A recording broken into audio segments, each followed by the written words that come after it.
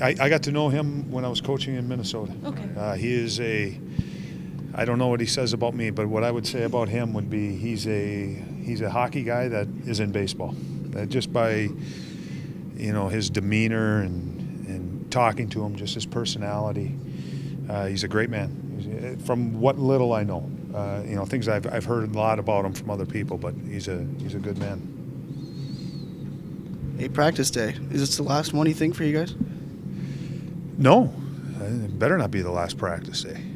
The last regular season practice, but we got 8 and 12 coming up. There's gonna be lots of hockey to play, and we got to be smart in how we manage it. So I'm anticipating this as far as being our last regular season practice. Nathan Horton again. Is this? I mean, I guess you call them maintenance days, but he's essentially not practicing at this point. Yeah, and again, well, going forward here, we're gonna, there is a lower body issue that he's dealing with, and now we got to start making decisions as far as how we're going to handle it. So it's kind of come more to the forefront here, Yeah. where it's more than just. Yeah. You think maybe is he out tomorrow? Yeah, he will not play tomorrow. Maybe beyond. Possibly beyond. Possibly. What about Bobrovsky? That he'll be a decision that we make tomorrow. A decision tomorrow after our morning skate. But everything that again, talking with Ian Clark, talking with Bob himself, and watching him in practice, I'm anticipating him playing tomorrow too. But I'll have that answer for you guys tomorrow. The Avalanche. What do you make of this turnaround? It's pretty remarkable what they've done. You know what? They got some talented players, and you got to give their coach a lot of credit.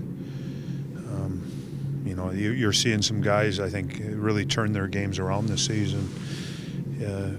Especially a guy for me is Eric Johnson on the back end. I had a chance to watch him, leading up to the Olympics, because he was a guy that we were watching closely, and I'd go in and watch his shifts, and a guy that had big impact in their games.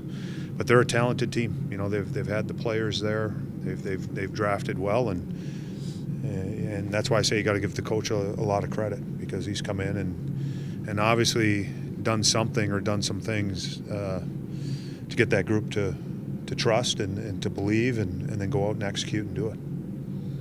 Have you, as a coach or player, ever been through anything like 8 and 12? We were just talking about that this morning. I don't think there's anybody that you look at our last week. We got 5 games in that week. So I've even in the American Hockey League, where you're playing sometimes 5 and 6, but generally you get some days off after that. No, so I have not seen anything like this. The fact that you've been rolling 4 lines for most of the year, how much is that paying off for you right now? Well, it's paid off all year, and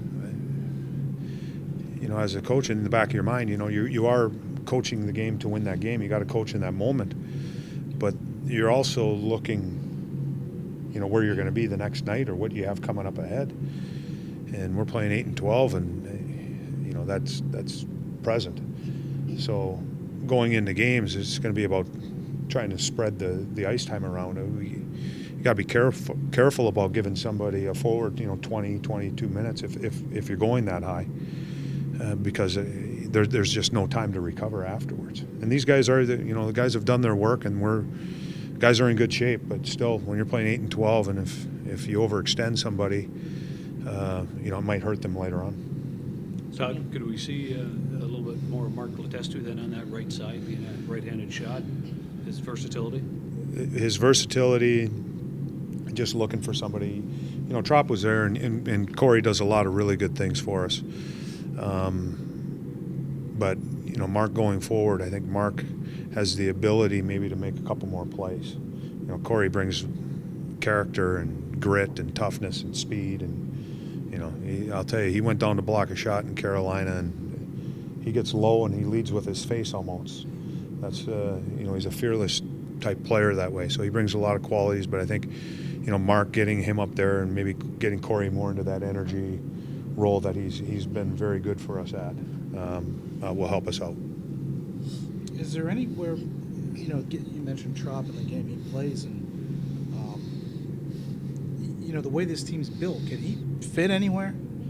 Yeah, on any line with this team. I mean, you've used him just about everywhere. Well, he's got some skill.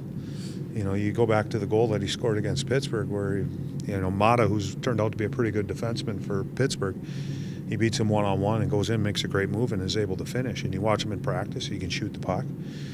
But when he's really good, when he's most effective, I think he's going up and down his wing, he's chipping it, and he's going in hard after it. Whether he gets there first and takes a hit, or whether he's second and he delivers a hit. He's been effective for us that way. Did you have any idea of this when you picked him up off waivers? And no, I didn't. And I'll tell you, when he first came in, in my eyes, and there's always that adjustment, I think, that, and he was coming off of a major injury and recovery. And I think there was some tentativeness in his game. And again, I think that's normal because you don't want to make a mistake. You're learning the systems, trying to figure out the players, trying to figure out the coaches and what's asked of you. And I think once he settled in and became comfortable, then we started to see his real game. And this is a guy that, Jarmo had seen before, prior to the draft, that he liked. And you can see, I think, the reasons why you liked him. And to me, the biggest thing is just his character and his heart.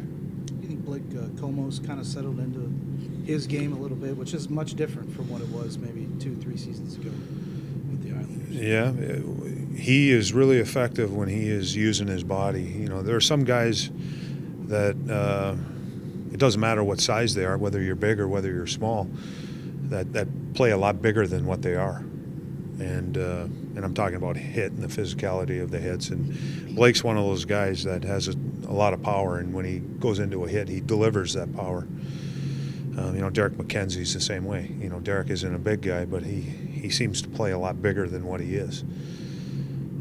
And Blake, again, has had some really good games of late where just through his skating, his physicality, I think has really energized our team.